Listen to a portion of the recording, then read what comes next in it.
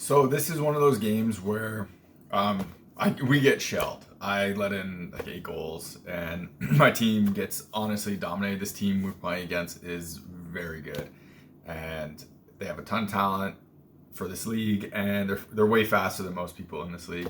They could probably compete and do fine in the other league I play in. That's for the Blades of Steel team, which is considerably faster. So they would probably be like a middle bottom team there, but they would do a lot better, I think, in that than they would in this league, because this league just isn't fast enough for them. With that said, I wasn't like super disappointed with myself in this game. Obviously there's always goals that you want back, but I made like quite a few saves and I was kind of okay with myself. So the first goal shouldn't have gone in for 2 reasons. One, the net comes off, and that's not me like trying to push the net off. The pegs are often terrible depending on who basically used them before and how they were originally put in. And this was the case. So I just went into the RVH, the net falls off, and then even when the guy's skating out, I had him all the way, but you can see my D kind of like, the D tried to poke the puck away and hit his stick, and I think I would have had the initial shot, but because it hit his stick, instead of coming where it was supposed to, it kind of stopped his stick from going and it came back more. So I tried to get my pad in the way of where it originally was going, it hit the stick and it kind of went through. So stuff like that's really annoying. And like the one goal that went short side, I think it was like the second goal, I obviously wasn't out far enough, and I was playing kind of like what was going to happen and just the way that they came back with the puck, and it feels like it was kind of like a broken play, and it wasn't totally like what they wanted to happen, but I wasn't far enough out in that, and they picked a really nice like corner shot. And then another one too where like it's a scramble and a guy gets a pass out front and I'm coming from the left and I kind of move over. My D is just like standing right there and I had no clue where the shot was coming from. I should have slid more into the post, but I was trying to kind of be neutral as much as possible and be like the center of the net, and he puts it off the post and in, and that's like, it was a great position shot. I had no clue where it was coming, unfortunately. While like I want all these goals back and it kind of sucks, I still made, I feel like, a decent amount of saves, and I wasn't like awful with it, and we did have a lot of zone time in our end, and it was pretty exhausting overall, but it is what it is. These pads, they are what they are. I really liked using them. I caught a lot with the glove today, and some of the guys here can shoot pretty hard. I had 0 issues with it, and it just felt solid. So I was using the smaller stick on here. This was the 24-inch CCM. Again, I mentioned before how I stopped doing that. I did notice a difference with weight. It's just the balance. The weight wasn't that big because it was shorter, but the balance of it feels so off. And I found that if I wore my brown chest, which is considerably heavier than the Kenesky chest, it really bumped, like my blocker was trailing way too much. So I couldn't really use this foam core stick with the brown chest just because I felt like I was lighting too much, but with the lighter weight of the Kenesky, it kind of balanced out, and it didn't bother me with using it. So that was something to note here too. So if you're buying hockey equipment and you want to support the channel, check out the links in the description. In the US, check out the links to Pure Hockey. In Canada, check out the links to Hockey Supremacy. If you click those links and make a purchase, I get a kickback from the sale. So anything that comes back from that comes right back into the channel, so I can make more content and doing like real reviews and stuff. I got buy gear to do a lot of the tests for it, so that costs money and it would be greatly appreciated. Otherwise, if you want to support the channel without buying anything, check out links in the description to Patreon, buy me a coffee. Everything through there comes again back into the channel, so I can make more content and doing real reviews. Y'all